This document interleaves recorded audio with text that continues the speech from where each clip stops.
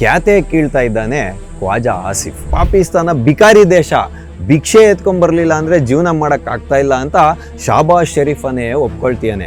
ಲಷ್ಕರೇ ತೊಯ್ಯವಾದ ಹಫೀಜ್ ಸಯೀದ್ ಇದಾನಲ್ಲ, ಅವ್ರ ಮಗ ತಲಾ ಸಯೀದ್ನ ಜೊತೆಯಲ್ಲಿ ಈತ ಕೈ ಕುಲುಕುವಂತ ಒಂದು ಫೋಟೋ ಇವತ್ತು ಸಾಮಾಜಿಕ ಜಾಲತಾಣದಲ್ಲಿ ವೈರಲ್ ಆಗ್ತಾ ಇದೆ. ಶುಕ್ರವಾರ ಮಧ್ಯರಾತ್ರಿ 1 ಗಂಟೆಯ ತರುವಾಯ ಪಾಕಿಸ್ತಾನದಲ್ಲಿ ಪೆಟ್ರೋಲ್ನ ಬೆಲೆ ಅತಿ ಹೆಚ್ಚಾಗ್ತಿದೆ. ಪೆಟ್ರೋಲ್ ಮತ್ತು ಡೀಸೆಲ್ನ ಬೆಲೆ 520-540 ರೂಪಾಯಿಗೆ ಏರಿಕೆಯನ್ನು ಮಾಡಲಾಗ್ತಿದೆ. ಗಡಿಯಲ್ಲಿ ಏನಾದರೂ ಪ್ರಕ್ಷುಬ್ಧವಾದ ವಾತಾವರಣವನ್ನು ಭಾರತ ನಿರ್ಮಾಣ ಮಾಡಿಬಿಟ್ರೆ ಈ ಸತಿಯ ಪರಿಣಾಮ ಸರಿಯಾಗಿರಲ್ಲ. ಬಹಳ ಗಂಭೀರವಾದಂಥ ಪರಿಣಾಮವನ್ನು ಭಾರತ ಎದುರಿಸಬೇಕಾಗುತ್ತೆ. ಈ ಬಾರಿ ಗಡಿಯಲ್ಲಿ ಮಾತ್ರ ನಾವು ಪ್ರತ್ಯುತ್ತರವನ್ನು ಕೊಡಲ್ಲ. ಮುಂದುವರೆದು ಪಾಕಿಸ್ತಾನದ ಸೇನೆ ಏನಿದೆ RSSನ ಶಿಬಿರಗಳ ಮೇಲೆ ಕೂಡ ದಾಳಿ ಮಾಡೋದ್ರ ಮುಖಾಂತರ ಪ್ರತ್ಯುತ್ತರವನ್ನು ಕೊಡ್ತೀವಿ, ಭಾರತೀಯರಿಗೆ ಪಾಠವನ್ನು ಕಲಿಸ್ತೀವಿ. ಟಿವಿ ವಿಕ್ರಮದ ಸಮಸ್ತ ವೀಕ್ಷಕರಿಗೆ ಆಟೋವಾಲ ಕಾರ್ಯಕ್ರಮಕ್ಕೆ ಆತ್ಮೀಯವಾದ ಸ್ವಾಗತ. ನಾನು ನಿಮ್ಮ ಜಯಂತ್ ಪಾಂಡೆ.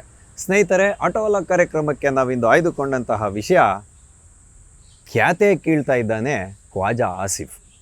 ಹೌದು ಸ್ನೇಹಿತರೆ, ನಾನು ಈ ರೀತಿಯಾಗಿ ನಿಮ್ಮ ಮುಂದೆ ಹೇಳ್ತಾ ಇರೋದಕ್ಕೆ ಪ್ರಬಲವಾದ ಕಾರಣ ಉಂಟು. ಸ್ನೇಹಿತರೆ ನೋಡಿ, ಇತ್ತೀಚೆಗೆ ಜಗತ್ತಿನ ಮೇಲೆ ಯುದ್ಧದ ಕಾರ್ಮೋಡ ಕೌದಿದೆ. ಆದರೆ ಪಾಕಿಸ್ತಾನದ ರಕ್ಷಣಾ ಸಚಿವ ಇದ್ದಾನಲ್ಲ ಖ್ವಾಜಾ ಆಸಿಫ್, ಈತ ಸುಮ್ಮನೆ ಕೂತ್ಕೊಳ್ಳೋವಂಥ ಯಾವುದೇ ಲಕ್ಷಣ ಕಾಣ್ತಾ ಇಲ್ಲ. ಈತ ಈಗ ತನ್ನ ದೇಶದಲ್ಲೇ ಆಂತರಿಕ ಸಮಸ್ಯೆಗಳು ಕಾಡ್ತಾ ಇರೋವಾಗ ಈತ ಭಾರತದ ಮೇಲೆ ಖ್ಯಾತೆ ಕೀಳುವಂಥ ಪ್ರಯತ್ನವನ್ನು ಮಾಡ್ತೀಯಾನೆ. ಇದರಿಂದ ಪ್ರಬಲವಾದ ಕಾರಣಗಳಿದೆ. ಯಾಕೆ ಅಂತ ಹೇಳಿದ್ರೆ ನೋಡಿ, ಆಪರೇಷನ್ ಸಿಂಧೂರ ಪಾಸ್ ಅಂದರೆ ಆಪರೇಷನ್ ಸಿಂಧೂರವನ್ನು ನಾವು ಹಿಂಪಡೆದಿಲ್ಲ, ಅದನ್ನು ಸುಮ್ಮನೆ ನಿಲ್ಲಿಸಿದ್ದೀವಿ. ಅದು ಮುಂದುವರಿಯುತ್ತೆ. ಪಾಕಿಸ್ತಾನ ಯಾವತ್ತು ಮತ್ತೆ ಖ್ಯಾತೆಯನ್ನು ಮಾಡುತ್ತೋ ಆವತ್ತು ಮತ್ತೆ ಆಪರೇಷನ್ ಸಿಂಧೂರ ಮುಂದುವರಿಯುತ್ತೆ ಅಂತ ಹೇಳ್ತಕ್ಕಂಥದ್ದು ಭಾರತದ ಸ್ಪಷ್ಟ ನಿಲುವು. ಆದರೆ ಇದನ್ನು ಕಂಡು ಕೇಳಿ ಪಾಕಿಸ್ತಾನಕ್ಕೆ ಮೈಯೆಲ್ಲ ಹತ್ಕೊಂಡು ಕೆಂಡಾಮಂಡಲವಾಗಿ ಉರಿತಾ ಇರುತ್ತೆ. ಹಾಗಾಗಿ ಏನಾದರೂ ಮಾಡಿ ಖ್ಯಾತೆ ಕೀಳಬೇಕು ಅಂತ ಪಾಕಿಸ್ತಾನ ಹಪಹಪಿಸ್ತಿರುತ್ತೆ. ಅದಕ್ಕೆ ಒಂದು ಸ್ಟೇಟ್ಮೆಂಟನ್ನು ಖ್ವಾಜಾ ಆಸಿಫ್ ಕೊಟ್ಟಿರ್ತಕ್ಕಂಥದ್ದು ಏನಂತ ಹೇಳಿದ್ರೆ, ಗಡಿಯಲ್ಲಿ ಏನಾದರೂ ಪ್ರಕ್ಷುಬ್ಧವಾದ ವಾತಾವರಣವನ್ನು ಭಾರತ ನಿರ್ಮಾಣ ಮಾಡಿಬಿಟ್ರೆ ಈ ಸತಿಯ ಪರಿಣಾಮ ಸರಿಯಾಗಿರಲ್ಲ. ಬಹಳ ಗಂಭೀರವಾದಂಥ ಪರಿಣಾಮವನ್ನು ಭಾರತ ಎದುರಿಸಬೇಕಾಗುತ್ತೆ. ಈ ಬಾರಿ ಗಡಿಯಲ್ಲಿ ಮಾತ್ರ ನಾವು ಪ್ರತ್ಯುತ್ತರವನ್ನು ಕೊಡಲ್ಲ. ಮುಂದುವರೆದು ಪಾಕಿಸ್ತಾನದ ಸೇನೆ ಏನಿದೆ RSSನ ಶಿಬಿರಗಳ ಮೇಲೆ ಕೂಡ ದಾಳಿ ಮಾಡೋದ್ರ ಮುಖಾಂತರ ಪ್ರತ್ಯುತ್ತರವನ್ನು ಕೊಡ್ತೀವಿ, ಭಾರತೀಯರಿಗೆ ಪಾಠವನ್ನು ಕಲಿಸ್ತೀವಿ ಅಂತ ಹೇಳುವಂಥ ಹೇಳಿಕೆಯನ್ನು ಕೊಟ್ಟಿದ್ದಾನೆ. ಸ್ನೇಹಿತರೆ ನೋಡಿ, ಈ ಪಾಕಿಸ್ತಾನಕ್ಕೇನಾದರೂ ತಾಕತ್ತನ್ನೋದಿದ್ರೆ ಇಲ್ಲ ಅವ್ರಿಗೆ, ಆದರೆ ಅಳಿದುಳಿದ ತಾಕತ್ತನ್ನೋದು ಏನಾದರೂ ಇದ್ದರೆ ಭಾರತೀಯ ಸೇನೆಯ ಜೊತೆಯಲ್ಲಿ ಗುದ್ದಾಡಬೇಕು ಇವರು. ಅದನ್ನು ಬಿಟ್ಟುಬಿಟ್ಟು ಮತಾಂಧತೆಯನ್ನು ಮೈದಳಿಸ್ಕೊಂಡು ಭಯೋತ್ಪಾದನಾ ಸಂಘಟನೆಗಳ ಜೊತೆಯಲ್ಲಿ ಕೈ ಜೋಡಿಸ್ಕೊಂಡು ಭಾರತದ ಮೇಲೆ ಇಲ್ಲ ಸಲ್ಲದಂತಹ ಷಡ್ಯಂತ್ರಗಳನ್ನು ಮಾಡಿಕೊಂಡು ಭಯೋತ್ಪಾದನಾ ಕೃತ್ಯಗಳನ್ನು ಮಾಡೋದ್ರ ಮುಖಾಂತರ ಭಾರತವನ್ನು ಮಣಿಸಲಿಕ್ಕೆ ಸಾಧ್ಯ ಇಲ್ಲ ಅನ್ನೋದು ಈ ಖ್ವಾಜಾ ಆಸಿಫು ನಿದ್ದೆಯಲ್ಲೂ ಕೂಡ ನೆನ್ಪಿಟ್ಕೊಬೇಕು. ಹಾಗಾಗಿ ಈ ಖ್ವಾಜಾ ಆಸಿಫು ಇವತ್ತು ಏನು ಹೇಳ್ತಿರೋದು ಅಂತ ಹೇಳಿದ್ರೆ, RSSನ ಶಿಬಿರಗಳ ಮೇಲೆ ನಾವು ದಾಳಿಯನ್ನು ಮಾಡೋದ್ರ ಮುಖಾಂತರ ಪ್ರತ್ಯುತ್ತರವನ್ನು ಕೊಡ್ತೀವಿ, ಗಡಿಯಲ್ಲದೆ ಭಾರತ ಗಂಭೀರವಾದ ಪರಿಣಾಮವನ್ನು ಎದುರಿಸಬೇಕಾಗುತ್ತೆ. 2 ಪರಮಾಣು ರಾಷ್ಟ್ರಗಳ ನಡುವೆ ಈ ರೀತಿಯಾದಂಥ ಪ್ರಕ್ಷುಬ್ಧವಾದ ವಾತಾವರಣ ನಿರ್ಮಾಣ ಆಗಬಾರ್ದು ಅಂತ ಹೇಳುವಂಥ ಧೈರ್ಯವನ್ನು ಈತ ತೋರ್ತೀಯಾನೆ. ಇದಕ್ಕೆ ಕಾರಣಗಳು ಏನು ಅಂತ ಹೇಳೋದಾದರೆ ನೋಡಿ, ಈಗ ಇರಾನ್ ಮತ್ತು ಇಸ್ರೇಲ್ ಮತ್ತು ಅಮೇರಿಕದ ಸಂಘರ್ಷ ಏನು ನಡೀತಿದೆ, ಇದನ್ನು ಮಧ್ಯಸ್ಥಿಕೆ ವಹಿಸ್ತಿರೋದು. ಅಂದರೆ ಈ ಯುದ್ಧವನ್ನು ಇಲ್ದಂಗೆ ಮಾಡಬೇಕು, ಶಾಂತಿಯ ಪರಿಸ್ಥಿತಿ ನೆಲೆಸೋಂಗೆ ಮಾಡಬೇಕು ಅಂತ ನಮ್ಮ ಮುಲ್ಲಾ ಮುನೀರ ಮುಂದಾಳತ್ವವನ್ನು ತೊಗೊಂಡಿದ್ದಾನೆ. ಹಾಗಾಗಿ ಡೊನಾಲ್ಡ್ ಟ್ರಂಪ್ ಅವರು ಯುದ್ಧವನ್ನು ಮುಂದುವರಿಸ್ತೀವಿ ಅಂತ ಹೇಳ್ತಾ ಇದ್ರು, ಮಧ್ಯಸ್ಥಿಕೆಯನ್ನು ಪಾಕಿಸ್ತಾನ ವಹಿಸಿದೆ. ಹಾಗಾಗಿ ಈಗ ಮುಲ್ಲಾ ಮುನೀರನ್ಗೆ ಒಂದು ಪಾಸಿಟಿವ್ ವಿಷಯ ಏನು ಅಂತಂದರೆ, ಅಂದರೆ ಒಂದು ಹೆಗ್ಗಳಿಕೆಯ ವಿಷಯ ಏನು ಅಂತ ಹೇಳಿದ್ರೆ, ಈ ಯುದ್ಧವನ್ನು ನಿಲ್ಲಿಸೋದಕ್ಕೆ, ಸಂಧಾನವನ್ನು ಮಾಡೋದಕ್ಕೆ ಪಾಕಿಸ್ತಾನ ಮಧ್ಯಸ್ಥಿಕೆಯನ್ನು ವಹಿಸಿದೆ. ಹಾಗಾಗಿ ನಾನಿವಾಗ ಭಾರತದ ಮೇಲೆ ಏನಾದರೂ ಖ್ಯಾತೆ ಮಾಡಿದ್ರೆ ಅಮೇರಿಕ ತನ್ನ ರಕ್ಷಣೆಗೆ ಮುಂದಾಗ್ಬಿಡುತ್ತೆ ಅನ್ನುವಂಥ ಒಂದು ಪ್ರಬಲವಾದ ನಂಬಿಕೆ. ಅದರೊಟ್ಟಿಗೆ ಈಗ ಪಾಕಿಸ್ತಾನದಲ್ಲಿ ಯಾವ ರೀತಿಯಾದಂಥ ಪರಿಸ್ಥಿತಿ ನಿರ್ಮಾಣ ಆಗಿದೆ ಅಂದರೆ, ನಾವು ಬೆರಣಿ ತಡ್ತೀವಲ್ಲ, ಬೆರಣಿ, ಅದನ್ನು ಹಿಂದಿಯಲ್ಲಿ ಗೋಬರ್ ಅಂತ ಕರೀತಾರೆ. ಗೋಬರ್ನ ಮೇಲೆ ತೆರಿಗೆ ಹಾಕುವಂತಹ ಒಂದು ಸಂದಿಗ್ಧ ಪರಿಸ್ಥಿತಿ ಎದುರಾಗಿದೆ. ಯಾಕೆಂದರೆ ಏನೂ ಸಿಗ್ತಾ ಇಲ್ಲ ಅಲ್ಲಿ. ಪೆಟ್ರೋಲ್ ಸಿಗ್ತಿಲ್ಲ, ಗ್ಯಾಸ್ ಸಿಗ್ತಿಲ್ಲ, ಆಹಾರ ಪದಾರ್ಥಗಳದ್ದು ಬೆಲೆ ಎಲ್ಲ ಜಾಸ್ತಿ ಆಗಿದೆ. ಭಾರತಕ್ಕೆ ಕೇಳಿ ಅಂಥ ಸಂದರ್ಭ ಇನ್ನೂ ನಿರ್ಮಾಣ ಆಗಿಲ್ಲ ಅನ್ನೋದಕ್ಕಿಂತ ಮೋದಿಯವರು ಆಗಲಿಕ್ಕೆ ಬಿಡ್ತಿಲ್ಲ ಅಂತ ಹೇಳ್ತಕ್ಕಂಥದ್ದೇ ವಿರೋಧ ಪಕ್ಷಗಳ ಮೈವುರಿ. ಅದು ಹೇಗೂ ಇರಲಿ. ಆದರೆ ಪಾಕಿಸ್ತಾನ ಏನು ಮಾಡ್ತಿದೆ ಅಂತ ಹೇಳಿದ್ರೆ, ಈಗ ಪೆಟ್ರೋಲ್ ಮತ್ತು ಡೀಸೆಲ್ನ ದರಗಳನ್ನು 325, 360 ರೂಪಾಯಿಗೆ ಏರಿಸಿಟ್ಟಿತ್ತು. ಆದರೆ ಈಗ ಅಲ್ಲಿನ ಪೆಟ್ರೋಲಿಯಂ ಸಚಿವ ಏನು ಉತ್ತರವನ್ನು ಹೇಳ್ತೀಯಾನೆ ಅಂದರೆ, ಸಮಾಜದ ಮುಂದೆ ಬಂದು ಶುಕ್ರವಾರ ಮಧ್ಯರಾತ್ರಿ 1 ಗಂಟೆಯ ತರುವಾಯ ಪಾಕಿಸ್ತಾನದಲ್ಲಿ ಪೆಟ್ರೋಲ್ನ ಬೆಲೆ ಅತಿ ಹೆಚ್ಚಾಗ್ತಿದೆ. ಪೆಟ್ರೋಲ್ ಮತ್ತು ಡೀಸೆಲ್ನ ಬೆಲೆ 520, 540 ರೂಪಾಯಿಗೆ ಏರಿಕೆಯನ್ನು ಮಾಡಲಾಗ್ತಿದೆ. ಇದನ್ನು ಮುಚ್ಚಿಟ್ಕೊಳ್ಳೋದಕ್ಕೊಂದು ಕಾರಣ ಬೇಕಲ್ಲ. ಯಾಕೆ ಅಂತ ಹೇಳಿದ್ರೆ, ಪಾಕಿಸ್ತಾನಿಗಳ ಮನಸ್ಥಿತಿ ಯಾವ ರೀತಿಯಾಗಿದೆ ಅಂತ ಹೇಳಿದ್ರೆ, ನಾವು ಭಾರತದ ಮೇಲೆ ಯಾವುದಾದ್ರೂ ದಾಳಿಯನ್ನು ಮಾಡಿಬಿಡ್ತೀವಿ ಅಂದರೆ ಅವರು ಯಾವ ವಿಧವಾದಂಥ ಬೆಲೆಯನ್ನು ತೆರಲಿಕ್ಕೂ ಕೂಡ ಸಿದ್ಧರಾಗಿರ್ತಾರೆ. ಹಾಗಾಗಿ ಆಪರೇಷನ್ ಸಿಂಧೂರ ಮಾಡಿತ್ತಲ್ಲ, ಅದಕ್ಕೆ ನಾವು ತಕ್ಕವಾದಂಥ ಬುದ್ಧಿಯನ್ನು ಕಲಿಸ್ತೀವಲ್ಲ ಅಂತ ಹೇಳುವಂತಹ ಒಂದು ವಿಷಯವನ್ನು ಮುಂದಿಟ್ಕೊಂಡು ಇವಾಗ ಖ್ವಾಜಾ ಆಸಿಫ್, ಅಂದರೆ ಇದೆಲ್ಲ ಪೂರ್ವ ತಯಾರಿ ನಡೆದಿರುತ್ತೆ. ಅಂದರೆ ಈಗ ಪೆಟ್ರೋಲ್ನ ಡೀಸೆಲ್ನ ಬೆಲೆಯನ್ನು ಏರಿಕೆ ಮಾಡಬೇಕು ಅನ್ನೋ 1-2 ದಿನಗಳ ಹಿಂದೆ ಖ್ವಾಜಾ ಆಸಿಫ್ ಈ ರೀತಿಯಾಗಿ ಹೇಳಿಕೆ ನೀಡಿರೋದಕ್ಕೂ, ಅಲ್ಲಿಗ ಪೆಟ್ರೋಲಿಯಂ ಉತ್ಪನ್ನಗಳ ಬೆಲೆ ಜಾಸ್ತಿ ಆಗ್ತಿರೋದಕ್ಕೂ, ಇರಾನು ಮತ್ತು ಅಮೇರಿಕಾ ಇಸ್ರೇಲು ಸಂಧಾನಕ್ಕೆ ಬರದೇ ಇರೋದಕ್ಕೂ, ಮುಲ್ಲಾ ಮುನೀರ ಮಧ್ಯಸ್ಥಿಕೆಯನ್ನು ವಹಿಸ್ಕೊಂಡಿರೋದಕ್ಕೂ, ಅದಕ್ಕೆ ತಕ್ಕಂತೆ ಸೇನೆಯ ಒಂದು ಕಾರ್ಯಕ್ರಮದಲ್ಲಿ ತಿರುವೆಂಡ್ರಮಲ್ಲಿ ರಾಜನಾಥ್ ಸಿಂಗ್ ಅವರು ಒಂದು ಹೇಳಿಕೆಯನ್ನು ಕೊಟ್ಟಿರೋದಕ್ಕೂ, ಮತ್ತು ತಾರಾಗಿರಿ ಮತ್ತು ಹರಿಗಾತ್ ಮತ್ತು ಹರಿದಮನ್ ಅಂತ ಸಬ್ಮರೀನ್ಗಳಿದೆ. ಹರಿದಮನ್ನನ್ನು ನೌಕಾಪಡೆಗೆ ಸೇರ್ಪಡೆ ಮಾಡಿರೋದಕ್ಕೂ, ಅಂದರೆ ಸಬ್ಮರೀನ್ ಸೇರ್ಪಡೆ ಮಾಡಿರೋದಕ್ಕೂ, ಈ ಎಲ್ಲ ಹೇಳಿಕೆಗಳು ಒಂದಕ್ಕೊಂದು ತಳುಕಾಕೊಂಡಿದ್ದಾವೆ. ಅಂದರೆ ಈಗ ನಿನ್ನೆ ಏನಾಯಿತು ಅಂತ ಹೇಳಿದ್ರೆ, ಹರಿದಮನ್ ಮತ್ತು ತಾರಾಗಿರಿಯನ್ನು ನೌಕಾದಳೆಗೆ ಸೇರ್ಪಡೆ ಮಾಡಲಾಯಿತು. ಇವೆರಡು ಏನಂದರೆ ಸ್ಟೆಲ್ಟ್ ಟೆಕ್ನಾಲಜಿಯನ್ನು ಹೊಂದಿರತಕ್ಕಂಥದ್ದು. ಅಂದರೆ ಶತ್ರು ದೇಶದ ಒಂದು ರೆಡಾರ್ ಇರ್ಬೋದು, ಯುದ್ಧ ವಿಮಾನಗಳಿರ್ಬೋದು, ನೌಕಾಸೇನೆ ಇರ್ಬೋದು, ಇದೆಲ್ಲದರಿಂದನೂ ತಪ್ಪಿಸ್ಕೊಂಡು ಶತ್ರುವಿನ ಮೇಲೆ ದಾಳಿ ಮಾಡುವಂತಹ ಒಂದು ಕ್ಷಮತೆಯನ್ನು INS ತಾರಾಗಿರಿ ಹೊಂದಿರತಕ್ಕಂಥದ್ದು.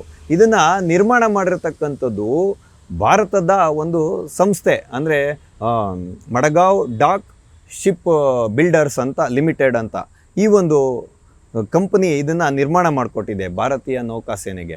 ಇದರಲ್ಲಿ ಬಳಸಿರುವಂಥ ತಂತ್ರಜ್ಞಾನ ಇದೆ 70%. ಅಂದರೆ ಹರಿದಮನ್ನಲ್ಲೂ ಇರ್ಬೋದು, ತಾರಾಗಿರಿಯಲ್ಲಿರ್ಬೋದು.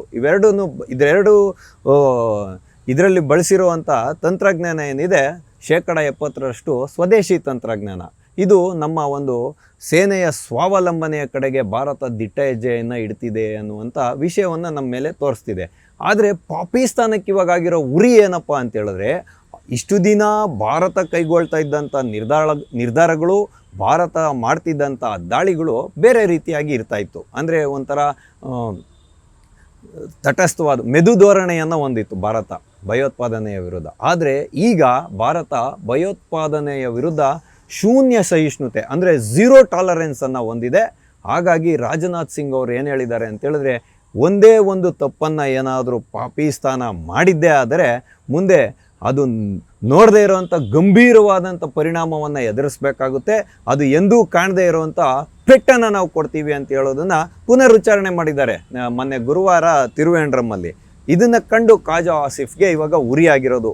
ಪೆಟ್ರೋಲ್ನ ರೇಟನ್ನು ಜಾಸ್ತಿ ಮಾಡೋದಕ್ಕೂ, ಈ ರಾಜನಾಥ್ ಸಿಂಗ್ ಅವರ ಹೇಳಿಕೆಗೂ, ಮತ್ತು ಹರಿದಮನ್ ಮತ್ತು ತಾರಾಗಿರಿ ನೌಕಾಪಡೆಗೆ ಸೇರ್ಪಡೆ ಆಗಿರೋದಕ್ಕೂ, ಇದೆಲ್ಲದನ್ನು ಕಂಡು ಪಾಕಿಸ್ತಾನಕ್ಕೆ ಭಯ ಆಗ್ಬಿಟ್ಟಿದೆ. ಭಯ ಆದಾಗ ತಾಯ್ತ ಕಟ್ಬೇಕಲ್ಲ, ಅದಕ್ಕೇನಾದರೂ ಒಂದು ಪರಿಹಾರ ಮಾಡಬೇಕಲ್ಲ. ಅದಕ್ಕೆ ಈ ರೀತಿಯಾದಂಥ ಹೇಳಿಕೆ ಅಂದ್ಕೊಳ್ತಾ ಇರೋದು. ಯಾಕೆ ಅಂತ ಹೇಳಿದ್ರೆ, ಕೇಳಿ ಇವತ್ತು ಪಾಕಿಸ್ತಾನ ಬಿಕಾರಿ ದೇಶ, ಭಿಕ್ಷೆ ಎತ್ಕೊಂಬರಲಿಲ್ಲ ಅಂದರೆ ಜೀವನ ಮಾಡೋಕ್ಕಾಗ್ತಾ ಇಲ್ಲ ಅಂತ ಶಾಬಾಜ್ ಷರೀಫನೇ ಒಪ್ಕೊಳ್ತೀಯಾನೆ.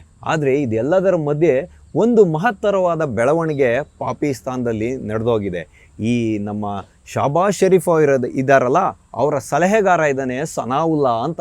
ಈತನ ಒಂದು ಭೇಟಿ, ಅಂದರೆ ಯಾವುದೋ ಒಂದು ಕಾರ್ಯಕ್ರಮದಲ್ಲಿ ಒಂದು ಭೇಟಿಯಾಗಿದೆ. ಯಾರ ಜೊತೆಯಲ್ಲಿ ಅಂತ ಹೇಳ್ತಕ್ಕಂಥದ್ದು ಬಹುಮುಖ್ಯವಾದ ಭಾಗ. ಲಷ್ಕರೇ ತೊಯ್ಯವಾದ ಹಫೀಜ್ ಸಯೀದ್ ಇದಾನಲ್ಲ, ಅವ್ರ ಮಗ ತಲಾ ಸಯೀದ್ನ ಜೊತೆಯಲ್ಲಿ ಈತ ಕೈಕುಲುಕುವಂತಹ ಒಂದು ಫೋಟೋ ಇವತ್ತು ಎಲ್ಲ ಕಡೆಗೆ ವೈರಲ್ ಆಗ್ತಾ ಇದೆ. ಹಾಗಾಗಿ ಭಾರತೀಯ ಇಮಾಮ್ ಸಂಘಟನೆಯ ಮೊಹಮ್ಮದ್ ಇಲಿಯಾಸಿ ಅಂತ ಹೇಳುವಂತಹ ಒಬ್ಬರು ಇಮಾಮ್ ಒಂದು ಹೇಳಿಕೆಯನ್ನು ಕೊಟ್ಟಿದ್ದಾರೆ. ಇದು ಗಂಭೀರವಾದಂತಹ ಒಂದು ಅರ್ಥವನ್ನು ಒಳಗೊಂಡಿದೆ. ಏನಂತ ಹೇಳಿದ್ರೆ, ಹೇಳಿ ಕೇಳಿ POK ಪಾಕ್ ಆಕ್ಯುಪೈಡ್ ಕಾಶ್ಮೀರ ಏನಿದೆ ಇದು ಭಾರತದ ಅವಿಭಾಜ್ಯ ಅಂಗ.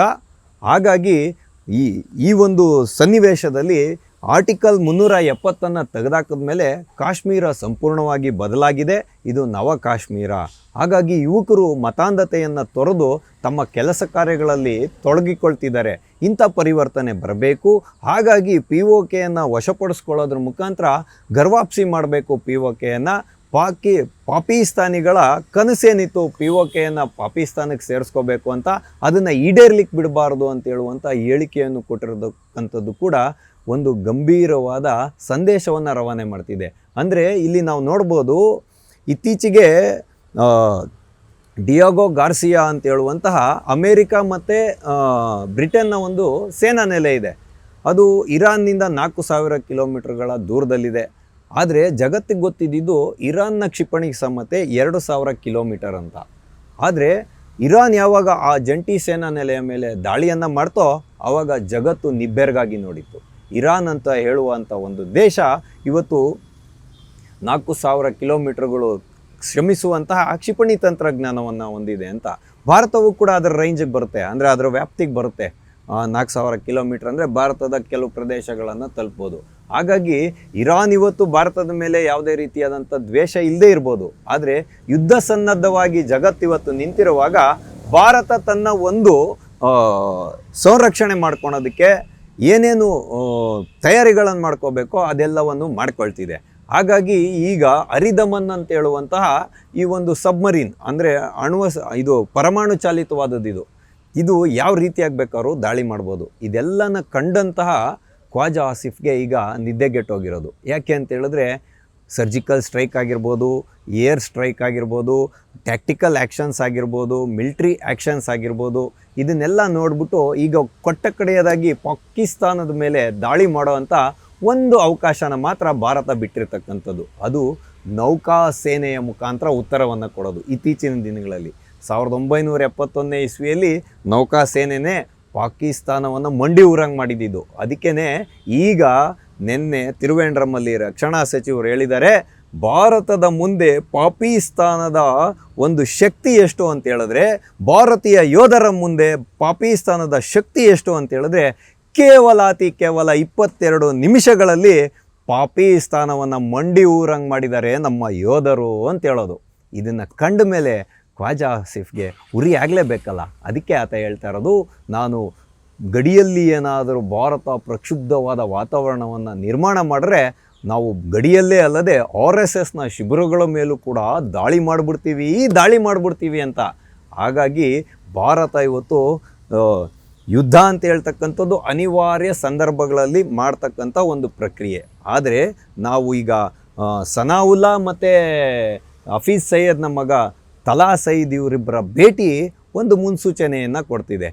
ಪಾಕಿಸ್ತಾನ ಖ್ಯಾತೆ ಕೀಳುವ ನೆಪದಲ್ಲಿ ಯಾವುದಾದರೂ ಒಂದು ಏಹೆ ಕೃತ್ಯವನ್ನು ಮಾಡ್ತಾ, ಪೈಶಾಚಿಕ ಕೃತ್ಯವನ್ನು ಮಾಡ್ತಾ, ಮತಾಂಧತೆಯ ದಾಳಿಯನ್ನು ಮಾಡುತ್ತಾ, ಒಂದು ಭಯೋತ್ಪಾದನಾ ಕೃತ್ಯವನ್ನು ಮಾಡುತ್ತಾ ಅಂತ ಹೇಳುವಂಥ ಒಂದು ಗಂಭೀರವಾದ ಪ್ರಶ್ನೆ ಇವತ್ತು ಭಾರತ ಸರ್ಕಾರದ ಮೇಲಿರ್ತಕ್ಕಂಥದ್ದು.